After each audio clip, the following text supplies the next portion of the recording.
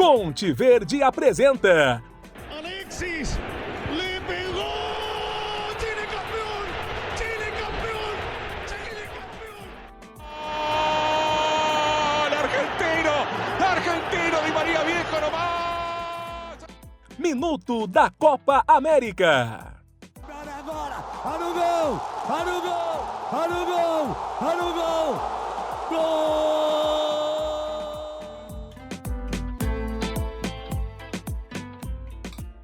Alô galera conectada nos canais Conte Verde, tudo beleza? Estamos na área para o Minuto da Copa América de número 12. Eu sou o Vinícius do Prado, depois de um tempinho aí no DM, estou de volta para te acompanhar ao longo dessa jornada americana. E antes da gente começar com tudo que rolou nessa segunda-feira, dia 1º de julho de 2024, aqueles recados de sempre, para você seguir o Conte Verde nas redes sociais, @ConteVerde_, e também apoiar o nosso projeto. A partir de R$10 você já vai estar ajudando bastante, então é só entrar lá em apoia.se/ConteVerde e ajudar aí com quanto você puder. Nessa segunda-feira, dia 1º de julho, jogos simultâneos às 10 horas da noite, definição do grupo C da competição. E olha, quanta emoção tivemos nessa disputa. Em Kansas City, o Uruguai venceu por 1-0, garantiu a primeira posição do grupo e deixou o Tio Sam a ver navios no campeonato. E em Orlando, presenciamos a história com o Panamá vencendo a Bolívia e pela primeira vez se classificando às quartas de finais de uma Copa América.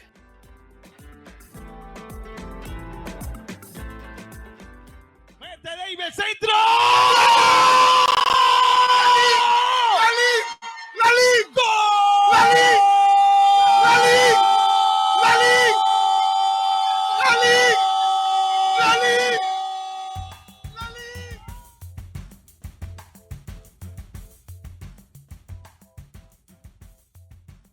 A expectativa era por um Estados Unidos mais incisivo, porque precisava ali, né, de um bom resultado contra o Uruguai, sabendo que o Panamá enfrentaria a pior seleção do grupo e provavelmente ganharia, o que obrigaria aí a equipe dos Estados Unidos a conseguir um bom resultado. Mas falando aí desse começo das duas partidas de forma simultânea, no jogo de Kansas City, os Estados Unidos, por conta disso, acabou iniciando o jogo de forma mais incisiva, buscando o ataque, tendo posse de bola, mas tinha dificuldades ali para concluir as jogadas. A partida, na verdade, no primeiro tempo foi bem faltosa, muitos lances ali brigados mesmo.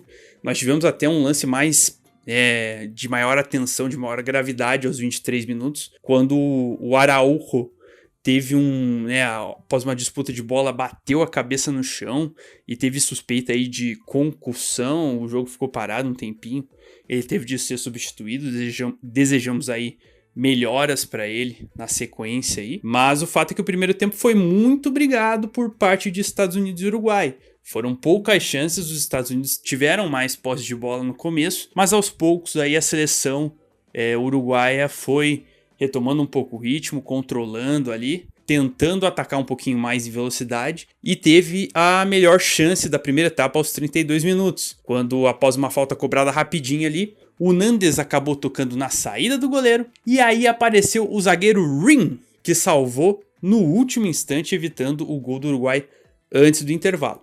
Mas foi uma partida difícil no primeiro tempo, em que os Estados Unidos começaram melhor e os uruguaios acabaram retomando o controle da partida e levando assim até o final do primeiro tempo. Por outro lado, lá em Orlando, o jogo foi um pouquinho mais intenso no quesito chances criadas, mas chamou a atenção a postura panamenha. O começo do Panamá não foi assim, na goela da Bolívia, sufocando a saída de bola como a gente esperava, pelo fato do Panamá ter um time mais qualificado. Apesar da ausência do Carrasquilha, que estava suspenso para essa partida, a gente imaginava um Panamá que iria sufocar a seleção boliviana pela melhor qualidade técnica. Mas isso não aconteceu no começo do jogo, o que acabou aí preocupando um pouco, né, a situação dos torcedores panamenhos. Mas o fato é que, aos poucos, aí o time do Panamá conseguiu encontrar alguns espaços. E foi numa dessas que o time panamenho abriu o placar aos 22 minutos.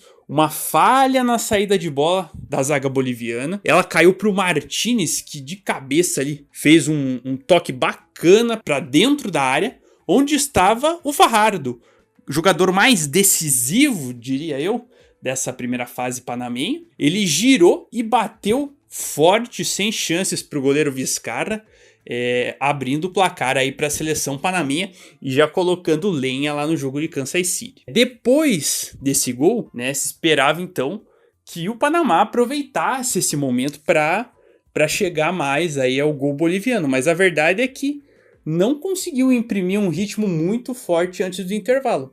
A Bolívia seguia presente no ataque. O que emperrava a situação boliviana era a qualidade técnica, ou a falta dela, que acabou complicando. Mesmo assim, a Bolívia criou uma chance aos 29 minutos, quando o Mosquera acabou saindo mal. O Miguelito, né, que joga no futebol brasileiro, acabou aproveitando, tentou bater pro gol, conseguiu, porém o goleiro Mosquera se recuperou e fez a defesa, evitando o gol de empate na primeira etapa.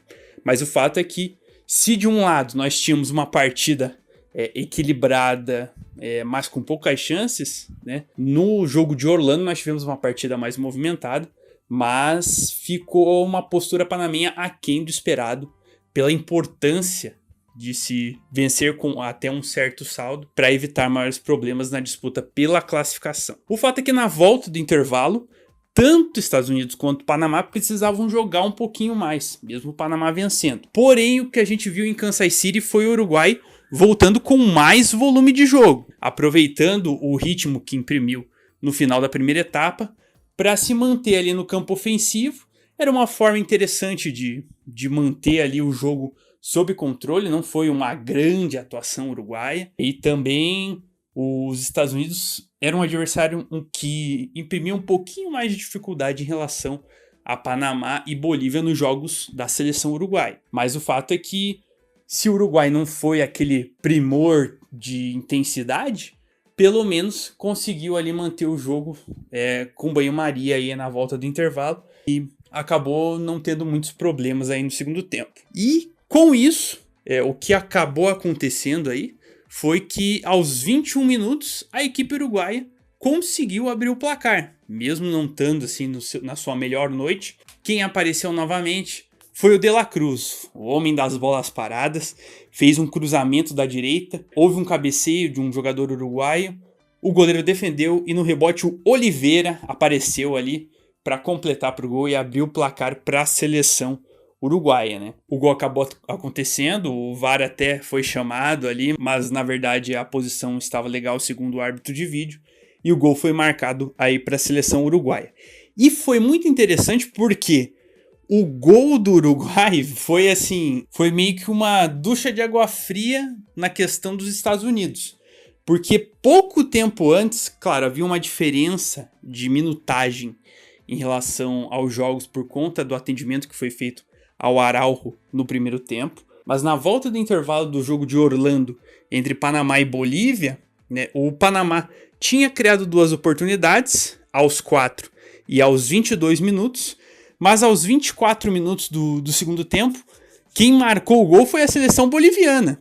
O Vaca, né, fez a jogada, enfiou uma bola ali no corredor central para o Bruno Miranda, que colocou na saída do goleiro e acabou empatando o jogo para a seleção boliviana.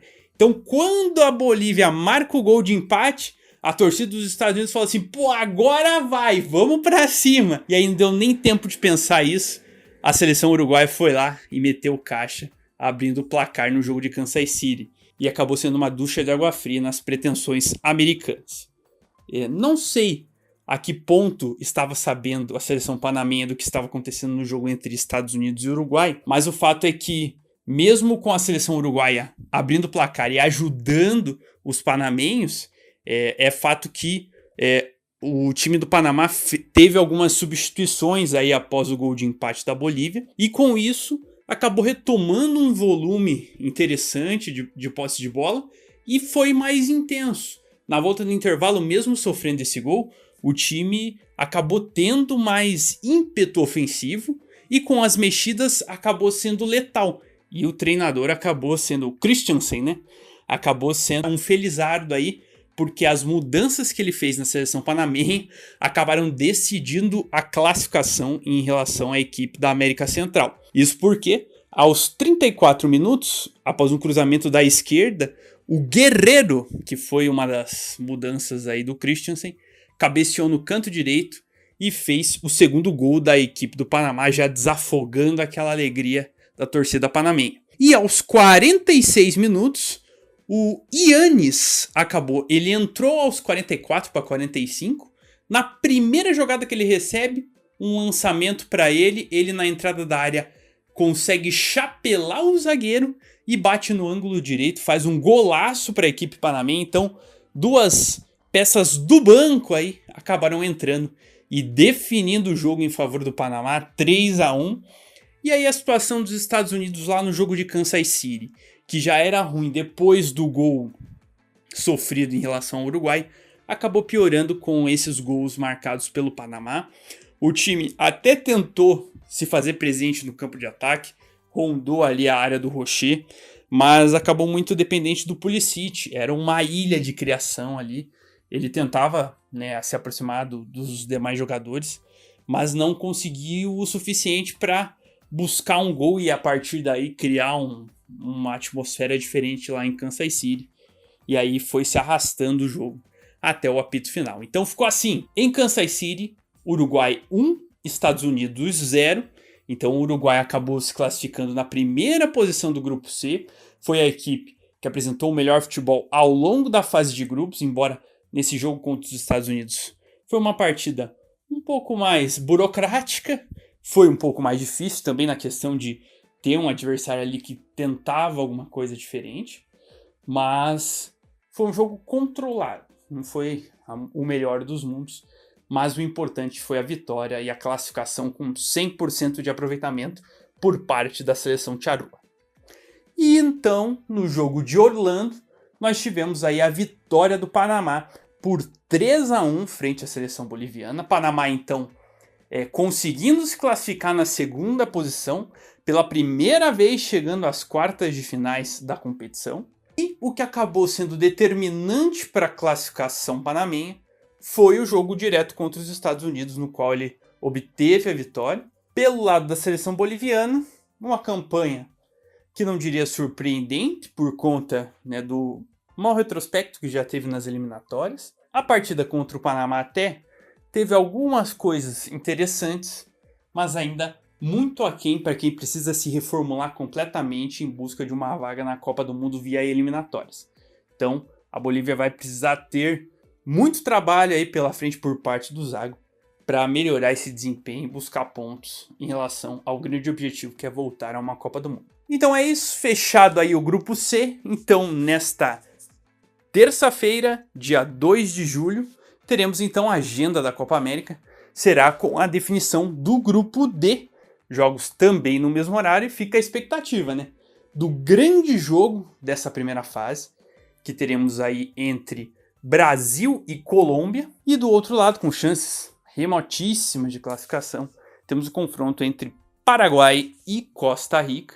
Mas fica a expectativa aí para o grande confronto entre Brasil e Colômbia, um dos mais esperados da primeira fase, pela definição, provavelmente, né, muito difícil que não aconteça isso, mas a definição de quem será o primeiro e quem será o segundo do grupo D, jogos a princípio marcados aí para as 10 horas da noite. Mas isso é papo para o Minuto da Copa América de número 13, e aí te espero, então, para as novas atualizações a respeito da Copa América. Tá falado? Conte Verde, o caminho da Copa América, da Copa do Mundo e das demais competições de seleções passam por aqui.